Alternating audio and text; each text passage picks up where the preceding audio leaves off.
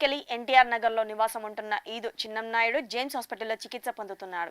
ఈ విషయం తెలుసుకున్న అభయ యువజన సేవా సంఘం వారు రమేష్ శ్రీనివాస్ సంఘం సభ్యుల సహాయంతో 25,000 రూపాయలను ఆర్థిక సహాయంగా అందించామని అధ్యక్షుడు దేవాది శ్రీనివాసరావు తెలియజేశారు. ఈ కార్యక్రమంలో సెక్రటరీ లాడి కామేశ్వరరావు, సింహాచలం, అద్దాల వీరభద్రాచారి, రమేష్ తదితరులు పాల్గొన్నారు.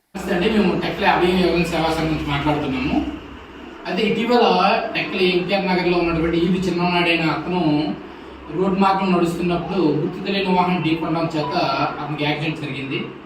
అతనికి యాక్సిడెంట్ అయిన వెంటనే టెక్క హాస్పిటల్కి తీసుకువెళ్ళడం జరిగింది. అక్కడ నుంచి శ్రీకాకుళం రిఫర్ చేశారు.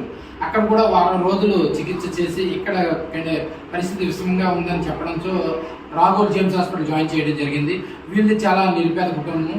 ఈ విషయం తెలుసుకోవడం జరిగింది. తెలుసుకున్న వెంటనే మా అభయ యువజన సేవా సంఘం ఆధ్వర్యంలో ఏదైనా చిరు సహాయం చేయాలనే ఆలోచనతో నలుగురు సభ్యులకు తెలియజేయడం జరిగింది. ముఖ్యంగా శ్రీకాకుళంలో ఉన్నటువంటి డాక్టర్ లింగా రమేష్ గారు తెలియజేసిన వెంటనే అతను ఒక 10,000, ఆర్థోపెడిక్ వైద్యులు సంబాన శ్రీనివాసరావు గారు 4,000 మాకు అందజేయడం జరిగింది. వాటితో కలుపుకొని మొత్తం 25,000 రూపాయలు ఈ రోజు ఆ చిన్ననాయుడు గారి పెద్ద కుమార్తె అయినటువంటి మణికుమార్కి ఈ రోజు మా అభయ యువజన సేవా సంఘం సభ్యుల చేతుల మీదుగా అందివ్వడం జరిగింది. Thank you.